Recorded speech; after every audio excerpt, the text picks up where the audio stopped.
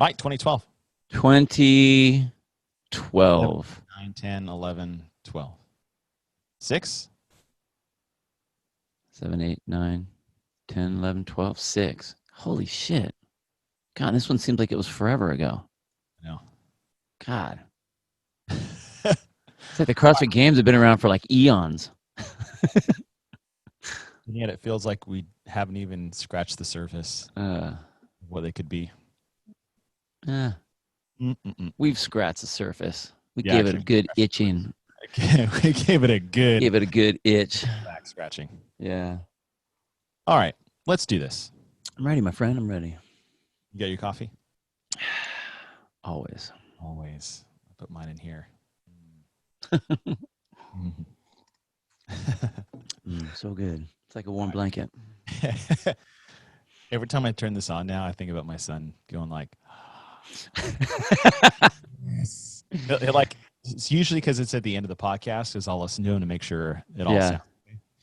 And when it's over, he'll be like, play it again. Yeah. He knows what's up. That's cool. I'm glad you dig it, son. Totally, man. All right, here we go. Rush Moments, episode 6, 2012. Yes. 3, 2, 1.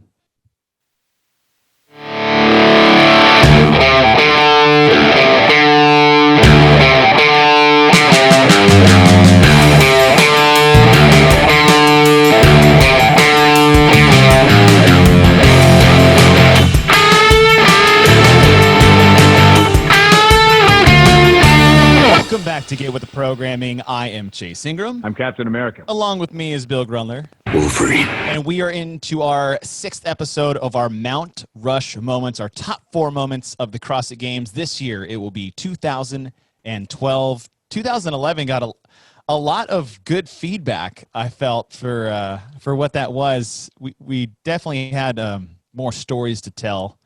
Oh, yeah. Than the previous ones. Yeah. And we talked about this coming into, I guess, 10, 11, 12. You know, the first 3 we've done all the way back to 2007, but now we're getting more involved personally with the games and what our jobs were. You know, I went from competing to coaching, and this year took a new turn for me. You've been broadcasting since 2010, and it's been really fun to, you know, we give our moments, but then we go off the hinges, and it's like, you know, that reminds me of another story that I know. Tell. So our top 12 and a half rush moments, but probably we'll get to by the time we're done with this thing. But this year it will be the year 2012. This will be this is all about fun stories, right? Fun stories, good memories, fond memories, people, places, events, whatever it is that this is just personal. Yeah, and I like that it's not a top finishes or the absolute. It's like 4 things that we remember, like 4 standout moments for us. They could be good, they could be bad, they could have athletic, they could be not athletic. You know. And the fun part here is there's no wrong answers, because it's just my experience and your experience, and we give our 4 favorite. I like when there's no wrong answers. But if you want to hear a bunch of wrong answers, we analyze the programming. I like that we talk on that one. Was that like an hour and like 40 minutes, and then all of a sudden we hop on with the Talking Elite Fitness dudes, and all of a sudden it's like, all right, let me just go ahead and ball up all of our things. Yep, throw it away. Oh man. Oh yeah. Starting point. We just finished an episode with Talking Elite Fitness, our second iteration of restructuring the game season. I feel like we all came together with a pretty cool system. So if you guys haven't heard that, go to Talking Elite Fitness and listen to that mega episode that we got to have with those guys. It's always fun to get together with Sean and Tommy. Oh man, it feels right. It does, man. And it's like you forget. I forget sometimes how much history we have with those guys. You know, and you know what's funny is I think about this all the time. So I was doing the commentary stuff, 2010, like way back. We would do these like weird training things, and that's when Ben Hollingshaus and Miranda were there, and you know, Heber was like a brand new. I'm gonna walk around with the camera and do some, filming stuff. And I remember Tommy back then. And Tommy was the I'm going to go get coffee for whoever guy. Like, hey, we need some coffee. Tommy, drink, bitch. Come on over here and go get me coffee. Yeah, that's what it was. It's so funny, man. It's just crazy to see that how the whole thing's evolved, where everybody is now in their positions and status wise and everything. It's crazy. Just watching people climb that ladder. It is Get really up cool. there. So we did that episode with Talking Elite Fitness. It is released now, so you guys go listen to that. And then we did our analyzing the programming for 2012 in our first series, where we look at the programming of the game. So if you guys do want to hear more about, I think, the history of the CrossFit Games, go back to 2012, listen to the events, our analysis of the programming. So you go back and listen to that. But this one is about the fun stuff, the personal stuff, the good, like we said, the good moments, the good memories. And I totally forgot who's going first or second. Oh. Me first? Am I going first this time? Because I think we started odd, so this would be even. You started. I started the odd one, right? I started one. Yeah, so six. Yeah, you're up. All right. I'm up. Way to remember that one, dude. I did not have that one in the old brain. Hold on. Let me recharge here. Okay. Ooh, recharge the coffee. Little sippy sip. All right, I'm good. You're up. We do most of our recordings in the mornings, and not that coffee is relegated to the morning only, especially if you know. Not for me. It as a sleep aid. I can't explain it. This is we'll be. I was about to start the moments, and we're going to take another minute pause for a story that has nothing to do with 2012.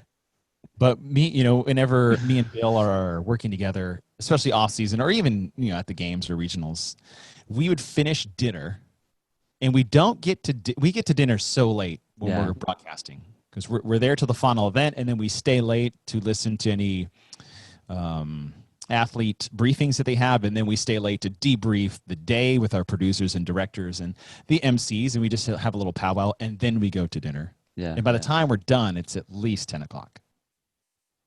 And Bill's goes, "Hey, you want to get some coffee?" It just sounds so good. Just go to sleep. And I'm telling you, at times, and that man sleeps hard. I know. I apologize, dude. I've invested in your earplugs whenever we come there. I was like, "Bill, I'm not setting my alarm because I have like noise canceling earplugs in. So just wake me up before." Except for that one time I forgot to tell you to wake me up, and then you woke me up when it was time to leave. I think I was in Dubai this year. Oh my gosh, yeah, totally. Takes me and I pull my plugs out. He goes, "Oh, that's why you didn't get up." Hey man, you gotta do what you gotta do. I get it. I get it. All right, let's get into these moments. All right, you're up. 12, and without further ado, to set things off.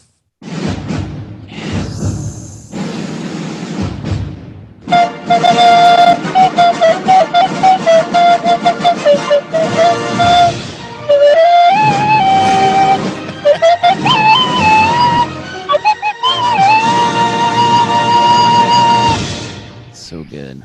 God, so good. It brings such a good, big, giant smile. All right, I will start off. Get it. With, these are in no particular order. I have them all written down. What do I want to start off? I'll start off with this. The worst CrossFit t-shirt I have ever witnessed in my life, I saw in the stands at the 2012 CrossFit Games. Really? Yes. You remember old school apparel? Because that's 2012 to 13 is... Affliction. I was going to say it's teetering, because old school CrossFit was I would say more of the affliction mentality. Well, what are you talking old school? Like 7, like early CrossFit, like board shorts. Well, there was definitely board. That's because we didn't have anything yet, man. We weren't Affliction yet. Affliction wasn't around at that point. And then we started to turn into like this super hardcore crowd. Yeah. Yeah. And then the t-shirts started to reflect the attitude. And this one was amazingly horrific. Okay. And it just had it was this guy in the stands, and it had his gym name on the front, and on the back, all it said was "raw dog that shit."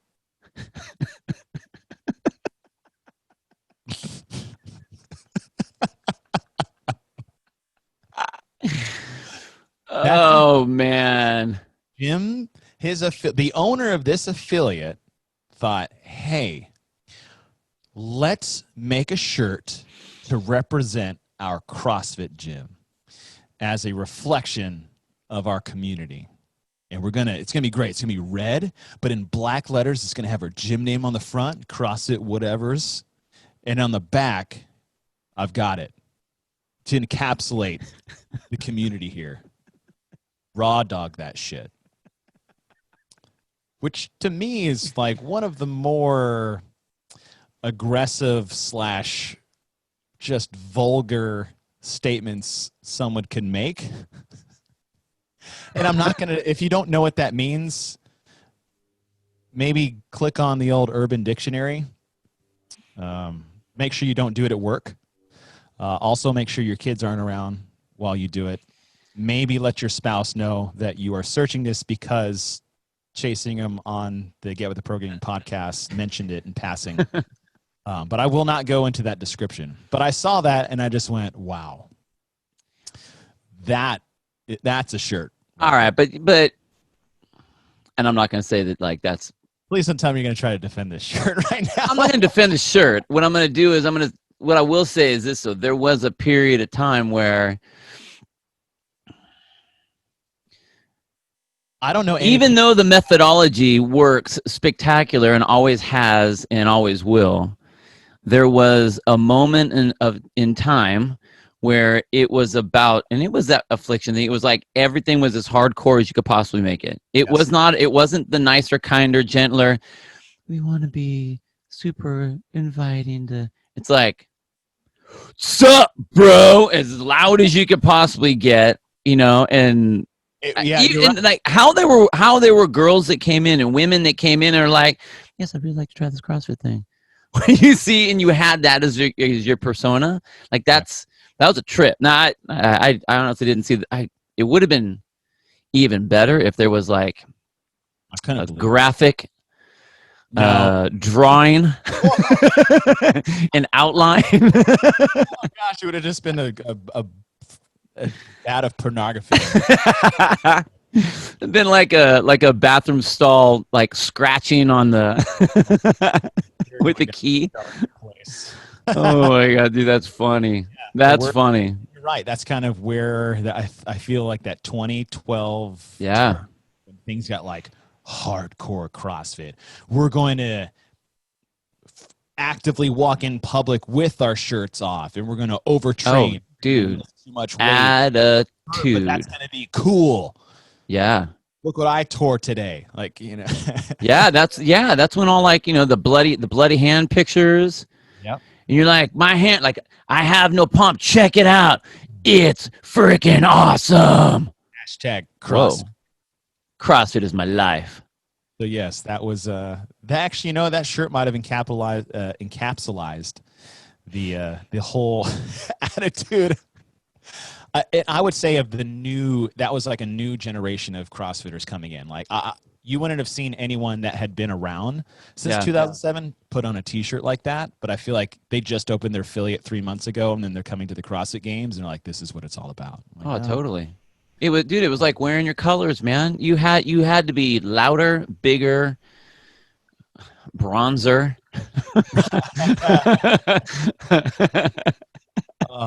Yeah. I thought short. That's a good one. I'll kind of tail off that one a little bit because mine it was more of a scene setting. So one of my favorite. What? This is your first. Yeah, this is my first one. The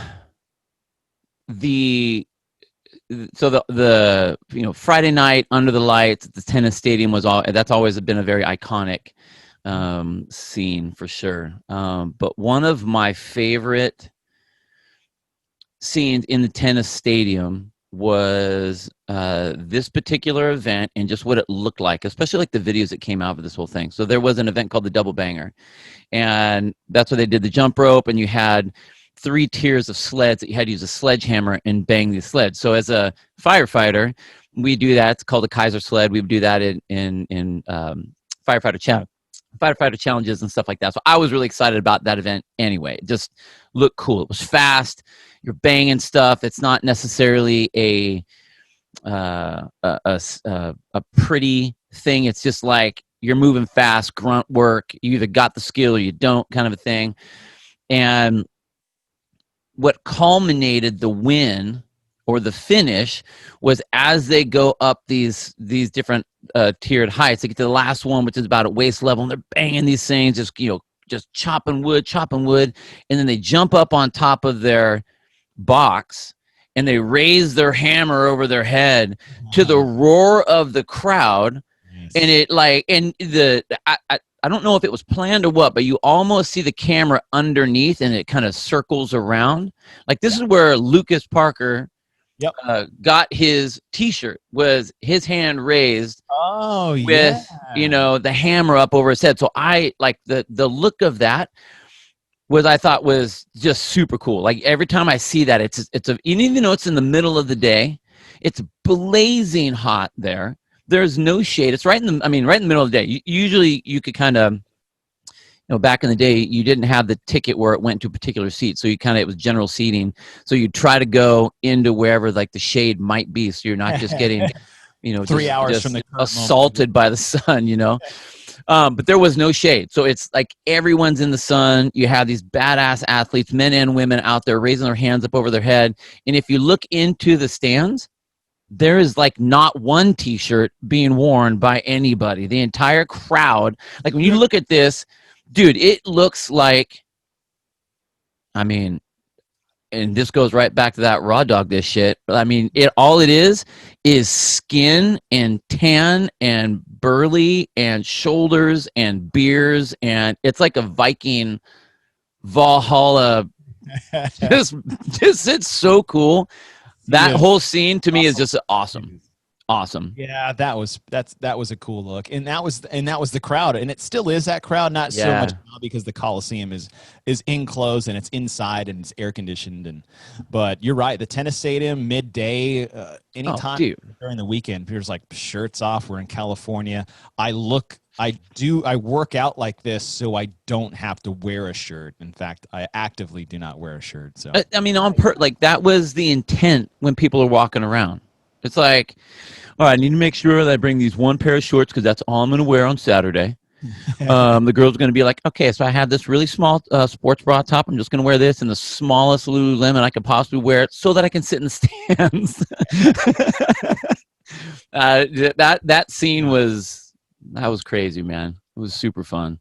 Speaking to your Lucas Parker t-shirt moment, I'm glad they used that hammer moment and not the swim transition moment from or else that might have been the raw dog shirt. Totally.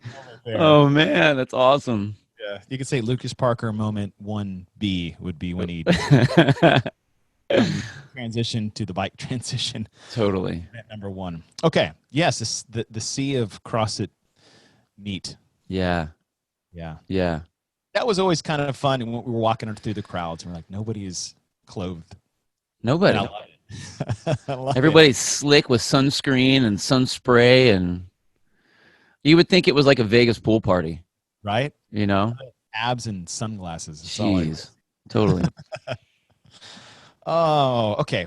Number 2, my second rush moment was I had a team competing at the games this year.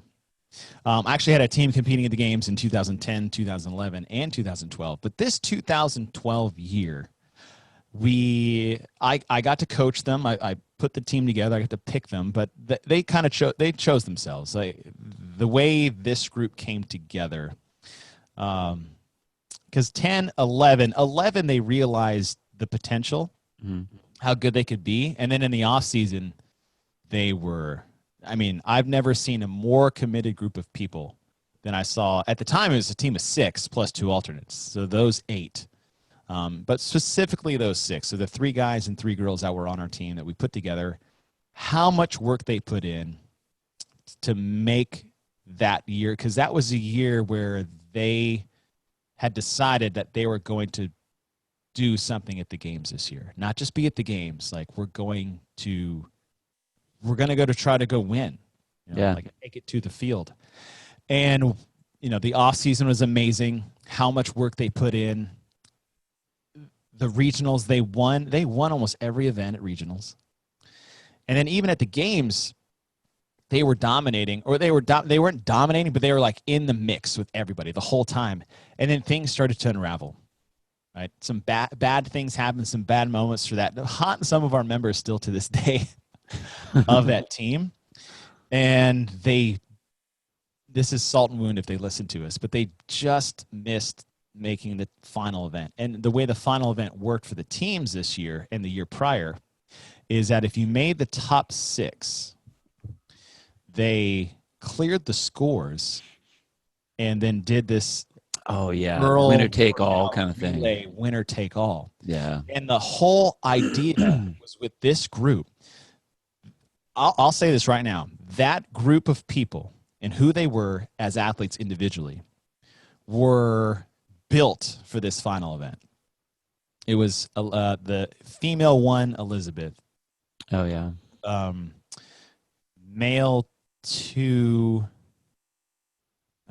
Grace. Female 3, Fran. No, that's not right. It was Elizabeth, Fran, Grace, Isabel, Diane, Karen. Those are the 6 events, and I think that's how it went. And I know the women did Elizabeth, Fran, and Isabel, and the men did Grace, Diane, and Karen.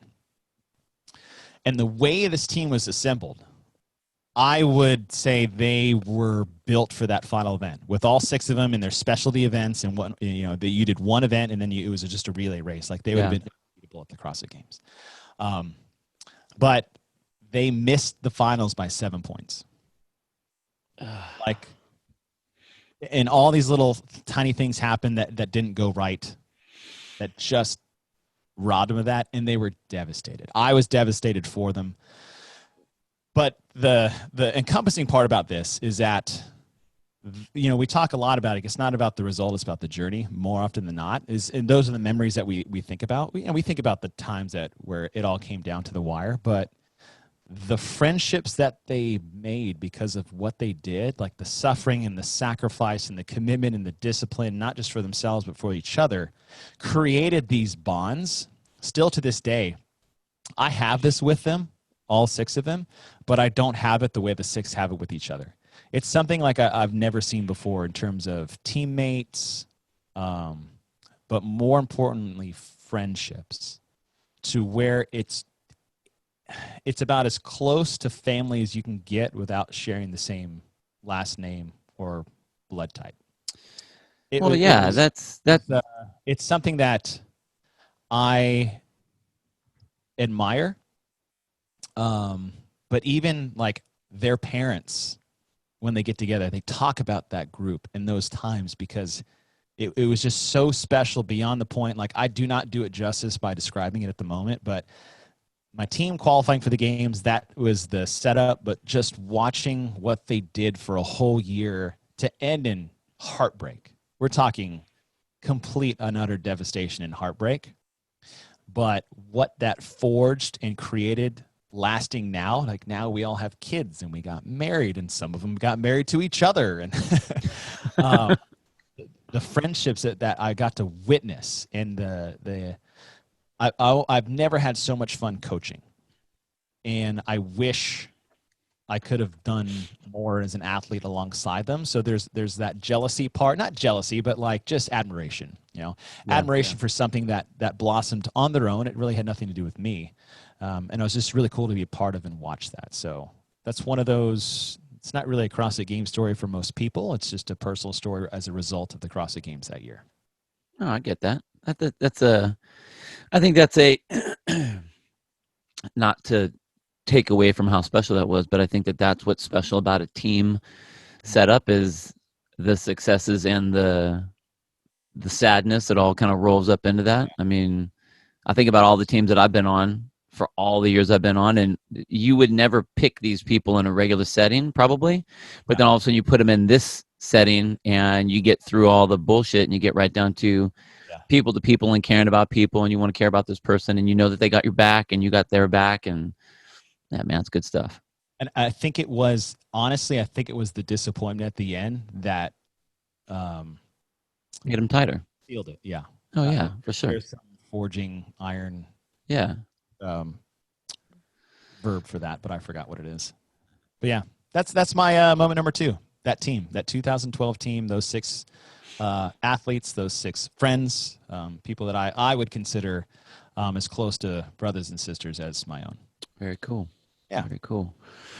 All right, mine. Mine is going to be kind of a little bit, and I think we've talked about this before. I remember if this was on the analyzing the 2012 games episode or not, but one of the biggest memories I have of that games was the Pendleton event, and not the event itself, but what we had to do as a broadcast company, as a broadcast group to do that. So we're figuring out technically how we can put these things together. And here we are, we're on a military base where they're already going to be kind of restricting some of the services that you have out there, as far as what we're able to do. But we're on, like, the Pendleton 1 and 2 was at that point the longest event between the swim, the bike, and the run. And it had us go up, and I totally forgot the name of it until last night when I was looking at it, but it was called Microwave Mountain. And just because they had all the towers, all the microwave waves for all the cell sites and their communications up there, and they would do all their training and stuff. But this hill just went up and up and up and up and up and up and up and up and up. And I happened to be on the very top. That was my point. But they dropped us off all over the place. So they had commentators at different locations, so that we could report what was happening as it was happening. I think they put us all at the top of some hill so we could at least survey the landscape in some capacity. Yeah, it was great in theory, man, because I'll tell you what, it didn't happen in real life at all. Because what happened was so we're on our cell phone, and we're on an earplug or an earbud setup, from the store. Plug it into your phone, and that's your broadcast setup. And the way we were trying to communicate and struggling to communicate, trying to be like, who's in order?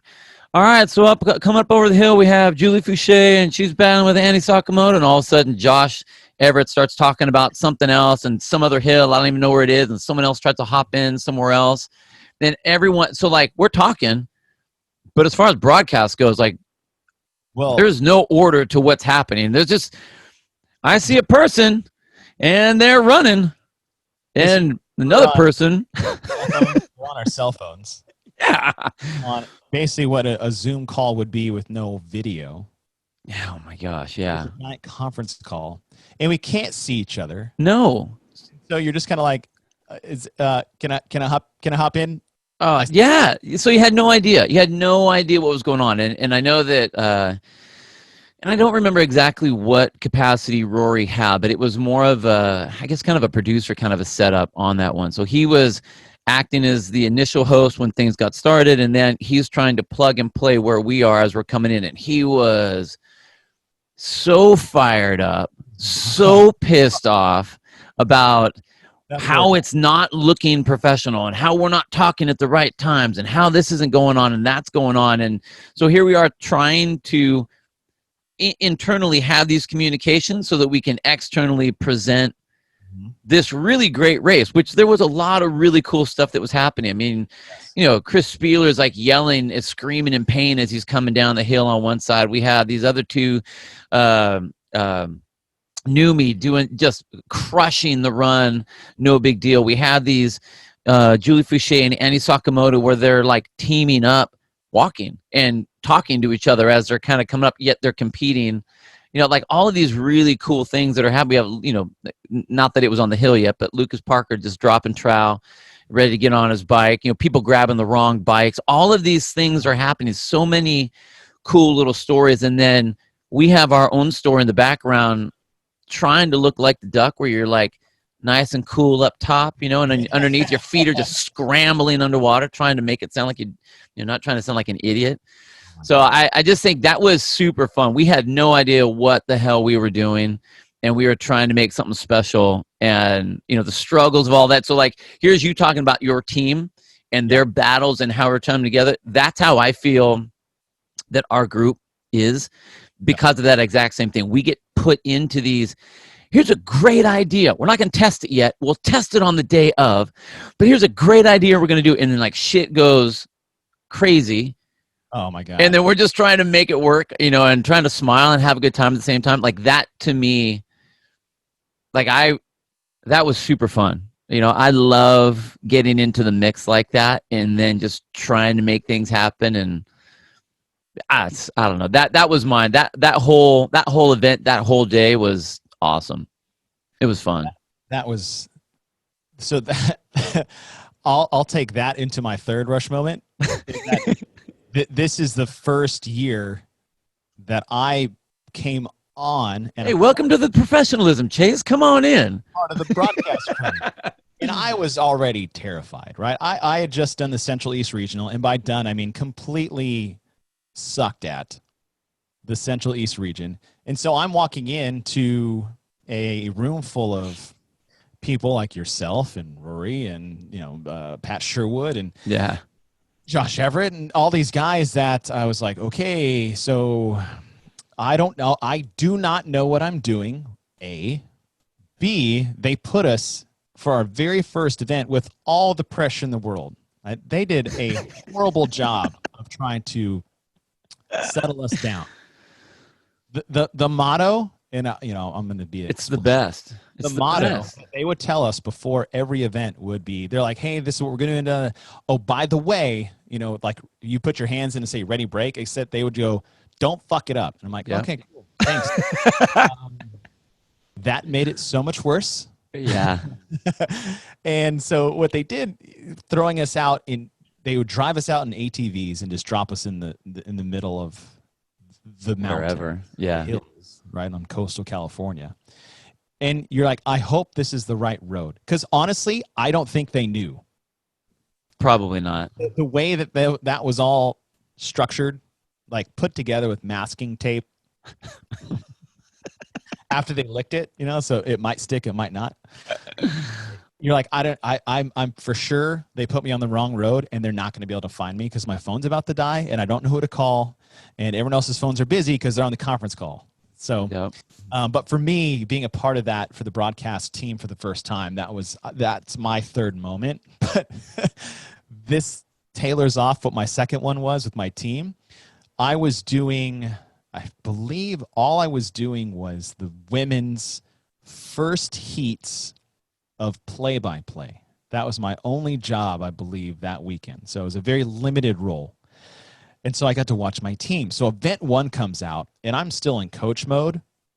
So event one, before the game started that Friday, because we did that Wednesday, took a day off, and then came back to the Carson on Friday, is I was screaming so loud for my team that I lost my voice before I even started broadcasting.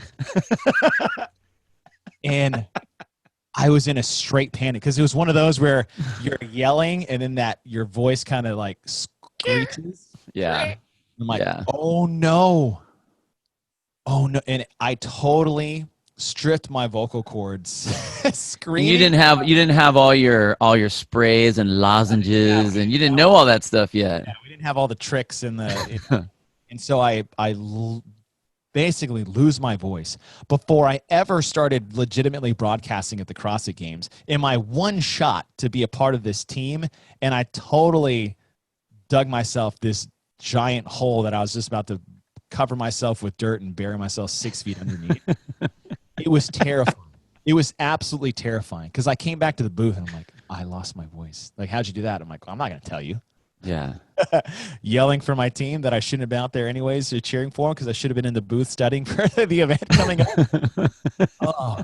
But yeah, being a part of the broadcast crew, and I didn't meet you until we got to the games, because in Yeah. 2012, when I was doing the Central East as my test run, you were competing in your regional. Oh, yeah, that's right. You weren't part of kind of that tryout weekend that we had at that regional. So when I showed up, that was the first time we've ever really interacted, and Yeah. we hit it off. And it's really cool because to see that where that took me, because when the games was over, my immediate thought was, I will never be asked to do this again, ever. And the way CrossFit worked, and still does to a certain extent, is that the games were over, no feedback. Months go by, no feedback. Open's coming up, I'm like, well. And then a week before, like the very first open announcement, 2013, someone calls me. It's like, hey, we're going to do live open announcements. Would you like to do the first one? I was like, dude, I thought I was effing fired. Now you want me to do the very first live open announcement broadcasting ever? Absolutely, A, yes. But two is like, you do how stressed out I've been for the last 6 months. Yeah. So the rest is history. That's what got us here today. So funny. What was the first one you did? The first open? I did 13.1. That was the snatches and burpees. Where was that? That was in Charlotte. That was Scott Panchek versus Dan Bailey. Okay. The very first live open announcement. That was when it all started. Yeah. There you go. They asked me and Tony to do it. I saw a picture of me, you, and Chris Spieler when we did. Was that in Portland? Yes. Crazy. There's a story. Yeah. Did we tell that story? No, I don't think so. We haven't told that story? Uh-uh. We'll save it. Save it for that one. We'll save it. All right, what number are we on? I don't even know what number we're on. Was that 3? That was 3. So this is your third. My third. Your third.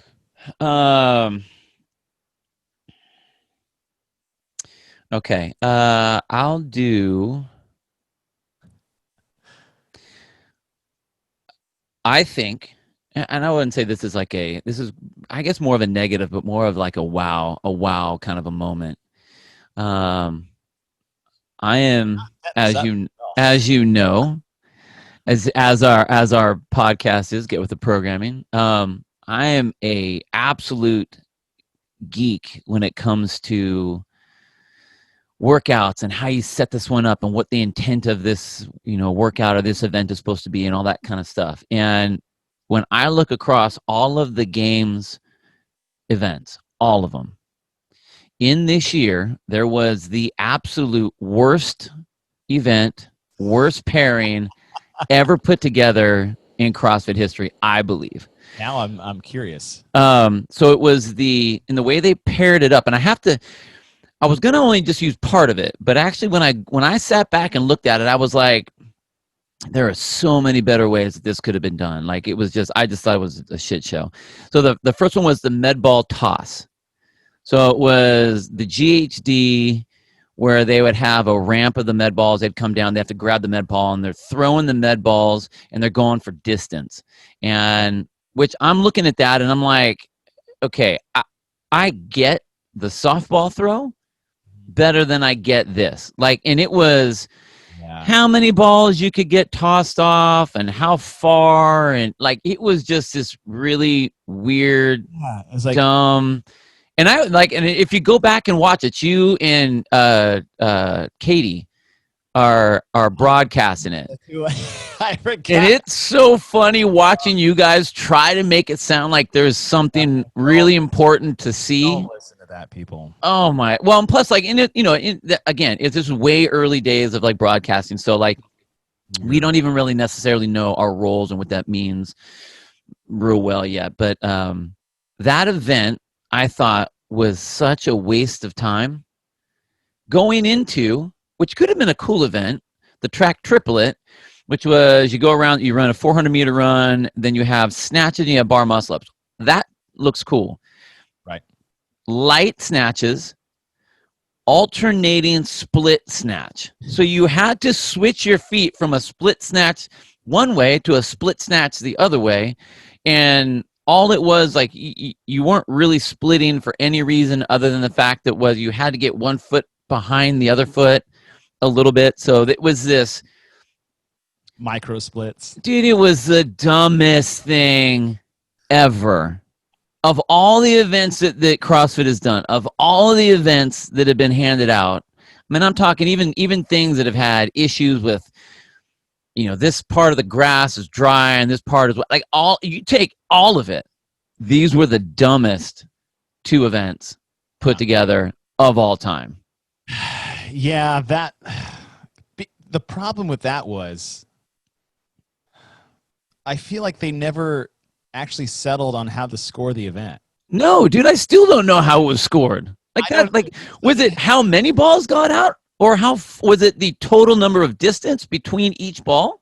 Or the time at which you did is like, okay, is this for time? Is this for reps, or is this for distance? Yeah, because it's like they gave you 20 seconds, right? I think it was like 20 seconds. Yeah. But as many balls as you can get out there in distance. What? That's 3 different ways right there. So I feel like what they started doing is that they switched it to time because they realized they couldn't measure the distance of every single ball, because some balls would like go out of their lanes and way over to the right. Like, totally. You can't measure all this in a 2-minute time frame because they throw out 6 to 8 med balls out in the field. So then I believe they halfway through switched to, we'll just do it for time. And then athletes figured that out. So they just kind of went, they're just barely pushing. got the ball. Yeah. Past the GHD. You're right. I think in terms of what that event was designed to be, the execution of it, the scoring of it, and us still not really understanding the purpose of it, you're right. That might be the worst CrossFit Games event of all time. Of all time. So, I'll agree. I'll admit it's a little negative on all these like beautiful, positive, but like, hey, you have to have it down. It's all right. I mean, it's not a bad thing. It just is what it is. Like, you go back and watch it and you're like, what the fuck is that? Oh my God. Where are we right now? I wouldn't say that's a downer. I mean, look, me and Bill are very, open and honest with our opinions on things. And I hope that makes us more trustworthy because totally, I've never been one to hold back my opinion of things, especially when I'm upset. But we talked about that in 2011. Yeah, totally. Okay. I don't see that as a downer. It's just, it's what it is. An opinion. It is what it is. But I back that sentiment up wholeheartedly. Yeah. They're not all winners. No. You can't enjoy the sunny days without a few rainy ones, Bill. You know what? And the nice thing is, it's going to be really hard to get worse than that. So you got your outer limits there. So you're good, Well, I tell you what. If you felt like that was a downer, you know what picks me up, Bill? What? Ice cream.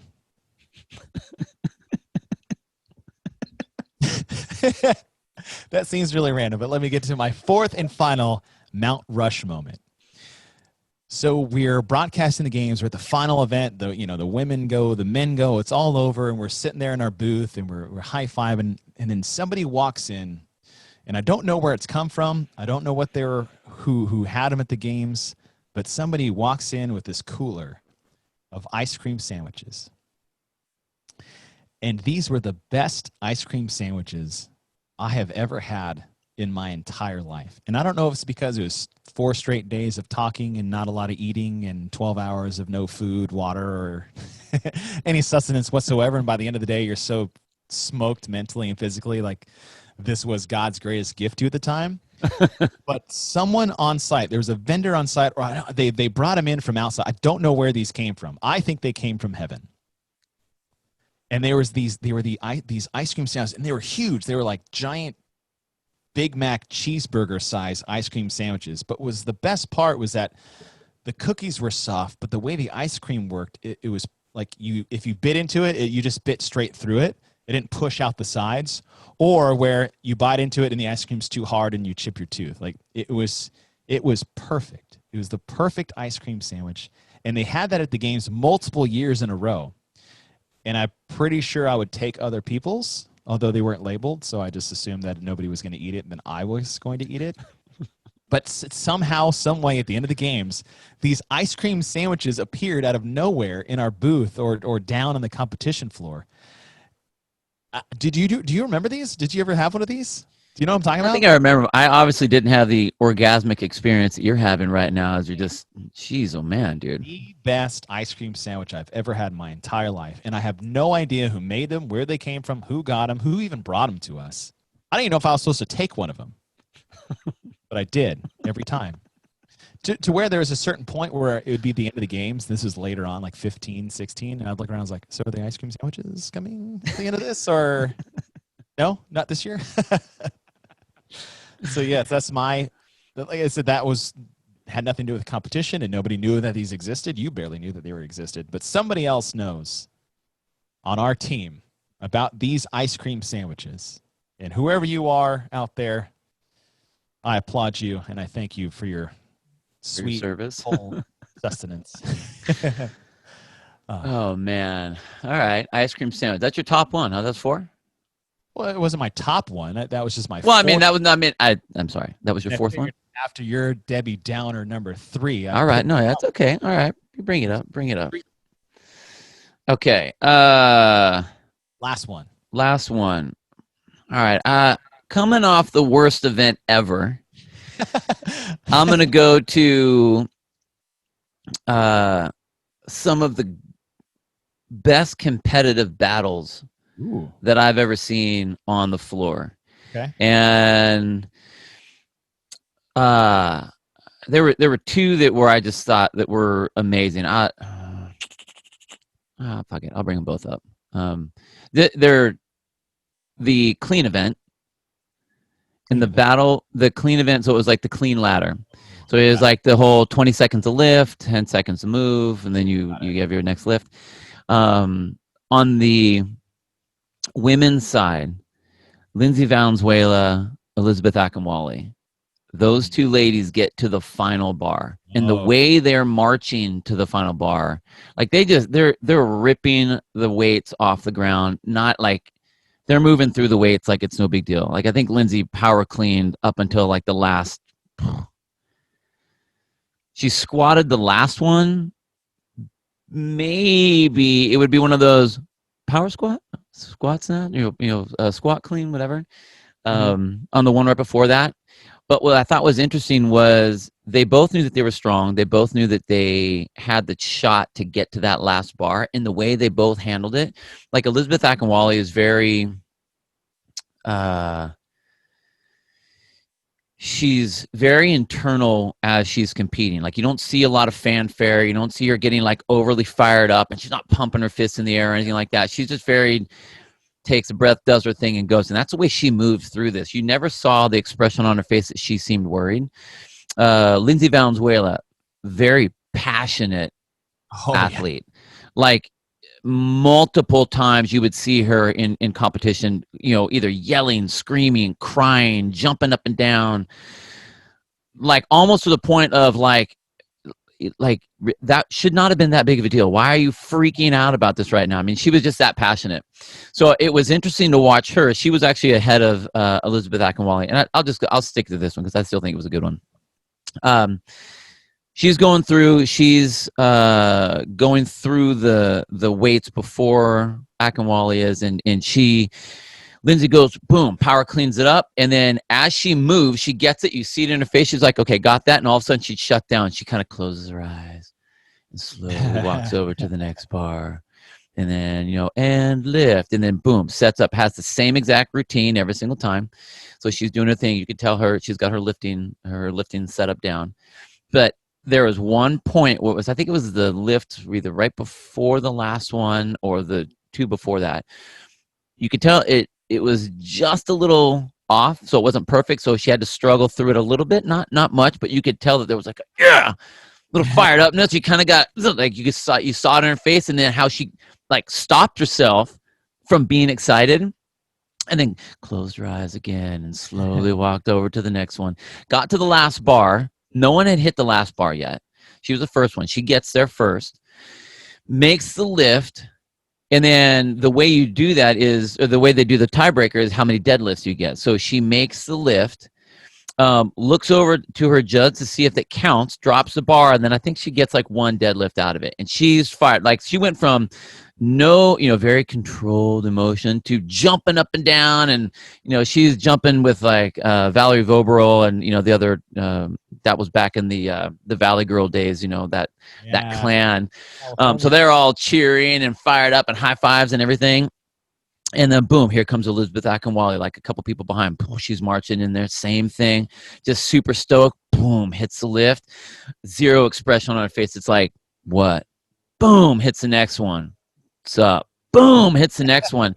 She gets to the last lift, and and everyone, like, from the camera shot, if you watch the video, this is awesome because it's behind all the other women as they're watching Elizabeth come to the bar. So it's all the backs. And you can see like the nervousness of like, okay, is she going to get it? Is she not going to get it? Is she going to get it? I don't know. Maybe that last one looked hard. I don't know. She gets to the last bar, boom, lifts it up, and then gets the lift, and then blasts out like 6 or 7 deadlifts.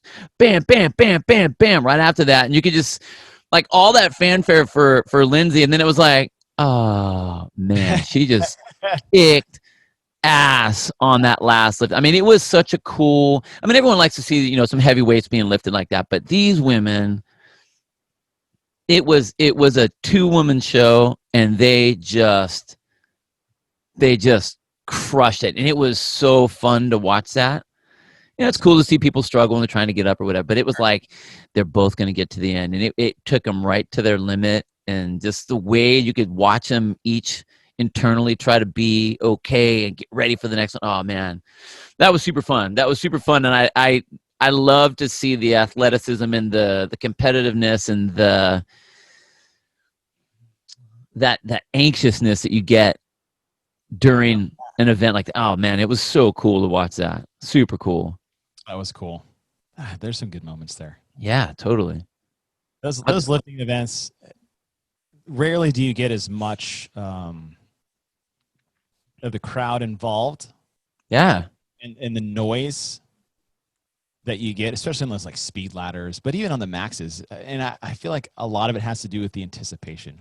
Right? Oh, man. The moment, the hold your breath while the bar is getting moved through the middle, and then as they receive it, and are they going to stand up with it? Yeah. Or they don't. Like, so there's a lot more drama involved with those max lift events. And